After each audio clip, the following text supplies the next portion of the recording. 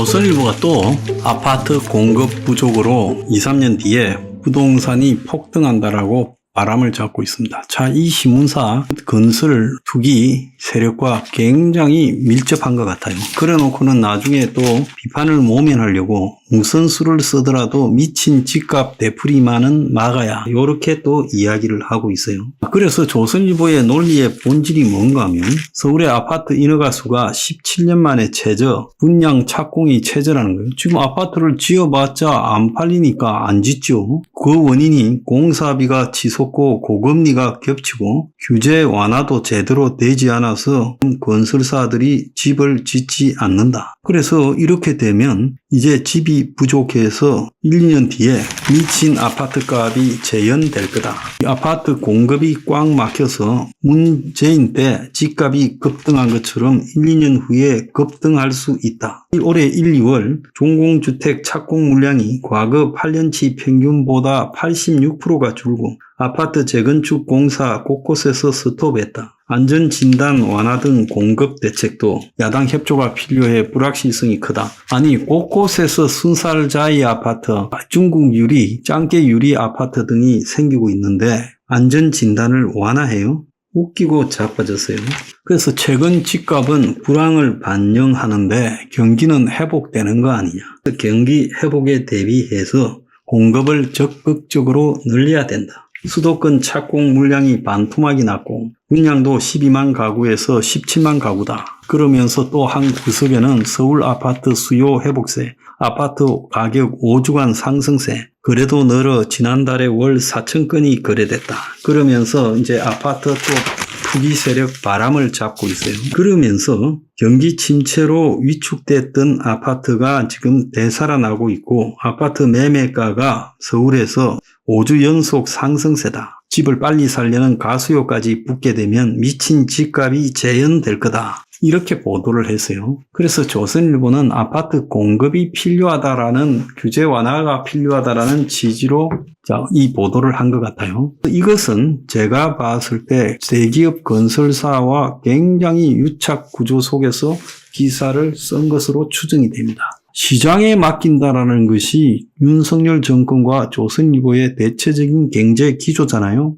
그런데 아까도 제가 잠깐 언급했지만은 강북의 아파트가 평균 10억이었어요. 신축 아파트가. 이제 15억입니다. 그래서 홍제 3구역에 평당 4,250만 원, 4년새 40%가 올라가지고 총 분양가가 14억 8,028만 원이에요. 강북에서 평당 15억 시대가 보편화됐어요. 공사비를 평당 512만 원으로 계약했다가 작년부터 올리자고 협상을 해서 평당 784만 원으로 올렸대요. 요즘 1,000만 원이 넘는데 784만 원 한 거 보면 784만 원하고도 많이 남겨먹겠죠. 서대문 프레지오 센트럴파크는 국민평형이 13억에 인근 신축 단지에서 갔는데 이제 15억짜리가 그 바로 옆에 생기는 거예요. 정강호 목사님 교회 옆에 있는 장이 6구역에도 평당 3,500, 그래서 12억이래요. 마포 공덕 1구역은 평당 4,200이 예상됐는데 실제 이것보다 더 올라가서 평당 분양가가 수백만 원 올라갈 거라고 합니다. 마포에 있는 소규모 주상복합인 마포 프로지오 어반피스도 평당 4,700보다 더 올라갈 거래요. 신반포에서는 공사비만 역대 최고인 아파트 분양가가 아니라 공사비가 평당 1,300으로 결정됐다고 해요. 분양 가격이 폭등한 데는 인건비, 자재비, 금융비용 3중 쇼크다라고 이야기하고 있습니다. 윤석열 정권이 이거 조사 좀 해라는 거예요. 서울에는 땅값이 비싸기 때문에 보통 토지비가 건축비보다 비쌌는데 최근에는 건축비가 토지비보다 더 나오고 있다는 거예요. 서대문구 경희궁 유보라는 대지 비용은 한 채당 6억인데 건축비가 7억 3천만 원치였다고 합니다. 허그에 따르면 서울 민간 아파트 분양가 중 대지 비율이 45%, 1월만 해도 대지 비용이 78%인데 이제 공사비가 올라가니까 대지 비용이 반도 안 된다는 거예요. 이런 비싼 아파트를 팔아먹으려니까 서울에서 분양이 안 되고 미분양이 서울에서도 나오니까 아파트를 안 짓는 겁니다. 이 시장 논리에 의한 거예요. 그 지역에 거래되는 구축 아파트보다 신축 아파트가 월등히 비싸고 월등히 비싸게 하려다 보니까 땅값도 비싸게 치고 그 다음에 공사비는 훨씬 많이 올리고 이렇게 해가지고 비산 신축 아파트 평당 분양가가 결정되고 평당 공사비가 결정되는 거예요. 이런 거를 조선일보는 이제 공급 부족으로 아파트 품귀 현상으로 인해서 경기가 회복되면 미친 집값이 될 거라고 겁을 주고 있습니다. 이제 여기서 전제 경기가 회복되면인데 경기요 절대로 회복 안 됩니다. 그래서 경기가 회복 안 되면 이제 이 비싼 아파트의 거품 가격들이 다 꺼지게 돼 있습니다.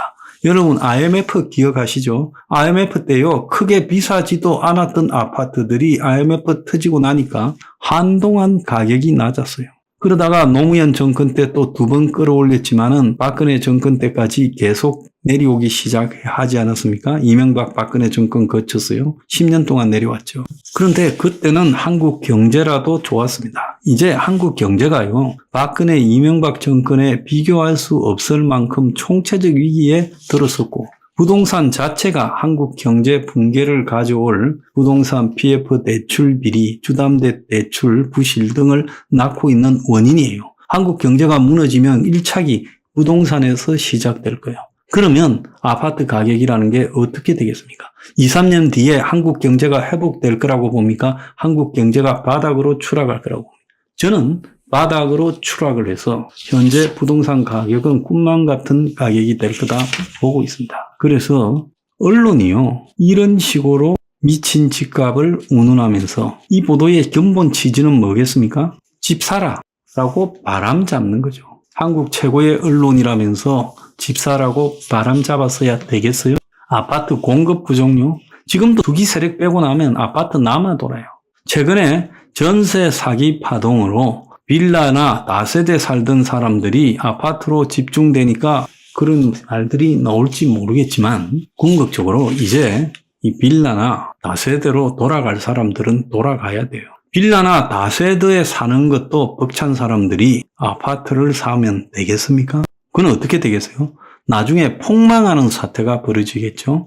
지금 돌아가는 꼴을 한번 보세요. 금리는 내려갈 생각을 하지 않고 있고 부동산요? 올라가요? 부분적으로 올라가지요. 아주 부자들이 사는 동네에 고급 상징적 아파트들은 올라갑니다. 그렇지만 그 외 변두리 아파트는요. 지금도 서울에서도 추락이고 경기 인천도 추락이에요. 그래서 곳곳에 상징적인 고급 주택들만 살아남아요. 일본에도 그렇습니다. 도심에 타워 맨션이라고 부르는 고급 주상 복합들은 살아남아요. 지하철역 옆에 있는 고층으로 아주 호화롭게 지은요. 그 외 나머지 아파트나 집들은 다 추락하고 있어요. 그래서 그런 양극화는 앞으로도 계속 있겠지만은 전반적으로 이 부동산은 회복이 불가능한 수순으로 가고 있다는 거예요. 그런데 그 바람을 이렇게 잡았어야 되겠습니까? 조선일보에 이어서요. 한국 경제가 3년 뒤가 두렵네요. 서민들 날벼락 경고음 쏟아졌다. 국토부 1분기 주택통계, 서울 주택 인허가 반토막, 공급 절벽 경고 등 고금리에 공상비 상승 겹쳐 서울 49%, 인천 39%, 울산 전북 70% 급감했다. 대구 경북 악성 미분양이 늘었다. 건설시장 끝없는 침체 현업. 쉽게 이야기하면 엊그제 조선일보가 말을 했고 또 한국경제 받았는데 뭔 말인가 하면 지금 건설회사들이 아파트를 안 지어서 아파트가 부족해서 2, 3년 뒤에 경기가 회복되면 지금 아파트 값이 급등해서 미친 집값이 될 거다. 이렇게 슬슬 겁을 주는 거. 이 배경에는 뭐가 있겠어요? 아파트 사라고 바람 잡고 있는 거죠.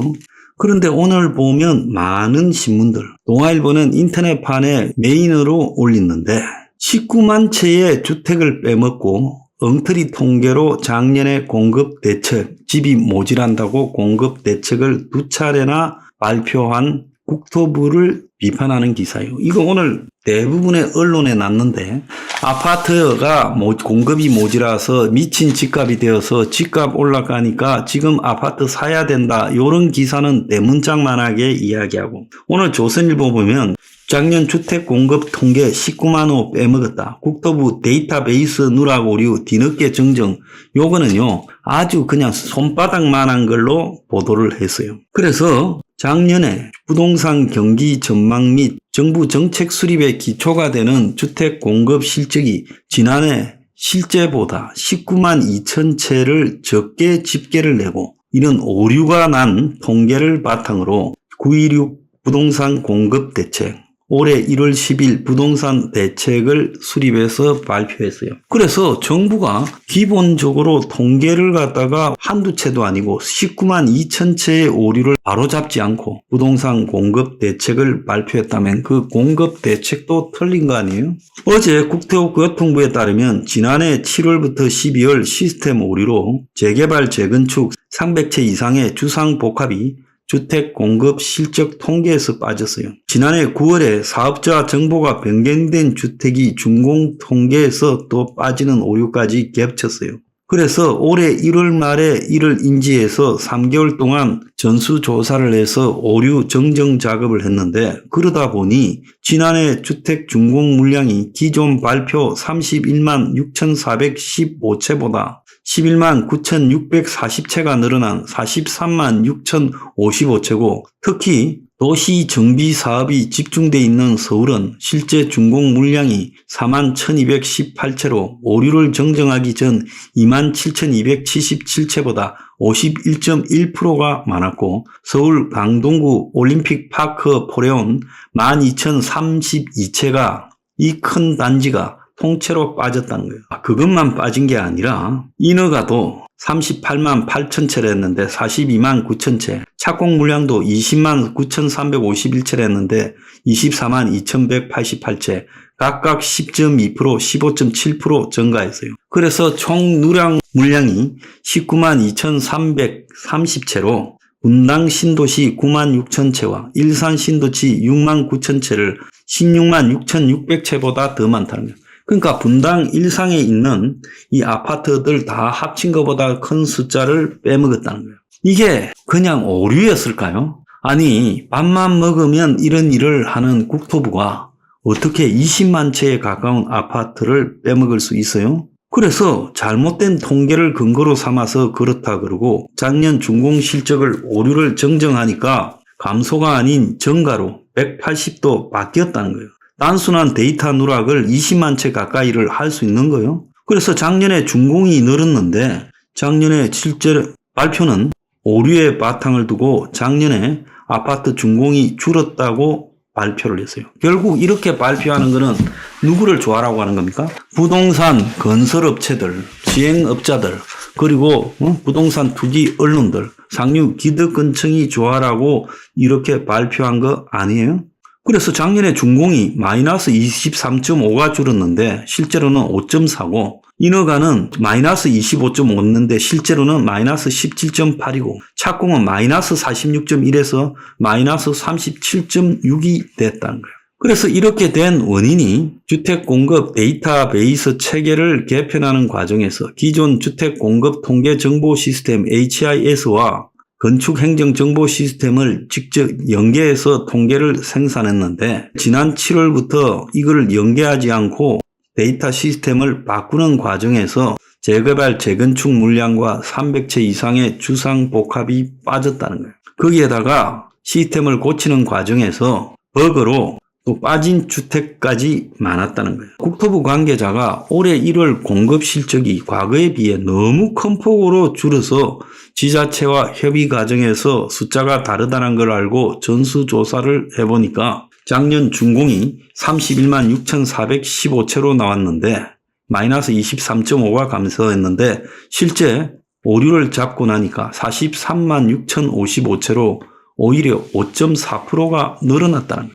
이렇게 넉장으로 몇 달 동안 이런 엉터리 자료를 가지고 주택 공급을 얼마 하겠다고 발표하고 틀린 통계에 기반한 공급 대책을 말했던 거예요. 그래서 작년 9.16 공급 대책과 올해 1월 10일 부동산 공급 대책이 모두 공급에 초점이 맞춰져 있었어요. 지난해 하반기부터 부동산 공급, 인허가 이런 것들이 확 줄었다. 그래서 부동산이 착공도 줄고 인허가도 줄고 준공도 줄어서 이렇게 부동산이 급감하고 있기 때문에 부동산을 늘려야 되겠다 이렇게 발표했지요. 그런데 이게 전부 틀린 수치에 기반해서 발표했다는 거예요. 건설 관련 교수들은, 부동산 관련 교수들은 두 차례 큰 대책을 내놓으면서 통계 오류를 찾지 못했다는 게 이해가 안 되고, 시장이 관망세가 아니라 변동성이 커지는 변곡점이었으면 시장에 엄청난 혼란을 주었을 거다. 국토부는 당장 공급 위축이라는 상황은 변함이 없기 때문에 문제될 게 뭐 있냐, 좀 작게 집계 됐다 하더라도 방향이 틀린 건 아니다라고 말을 하고 있어요. 그런데 공급 실적은 정부뿐만 아니라 민간 사업자, 수요자들도 이걸 보고 매수를 결정하는데, 오류가 발생하면 향후 수급 불안이나 정책 통계 불신으로 갈 수 있고, 어떻게 이런 일이 있을 수 있느냐는 거예요. 당장 언론이 지금 조선일보뿐만 아니라 한국경제가 1, 2년 뒤에 큰일 났다, 주택 공급, 아파트 공급이 부족하게 된다, 공급 절벽 경고등이다라고 했는데, 그것이 국토부 1분기 주택 통계를 보고 이야기를 했어요. 국토부의 주택 통계가 인허가가 광주, 울산에 마이너스 70%가 줄었고, 서울도 마이너스 49.1이다. 인천도 마이너스 38.6이다 그랬잖아요. 그래서 인허가 물량이 엄청나게 감소했다고 하는데, 이거 기사도 이거 틀린 거 아니에요? 그래서 정부가 부동산 신축 그리고 인허가 준공 물량을 대폭 누락시켜가지고, 그걸 기반으로 언론사들이 정부의 부동산이 신축, 인허가 물량이 다 줄고 있어서 앞으로 부동산 부족 사태가 온다, 아파트 부족 사태가 오면 어쩔 거냐. 결론은 뭐예요? 결론은 버킹엄이 아니고 아파트 사랑이에요. 웃기고 자빠졌습니다.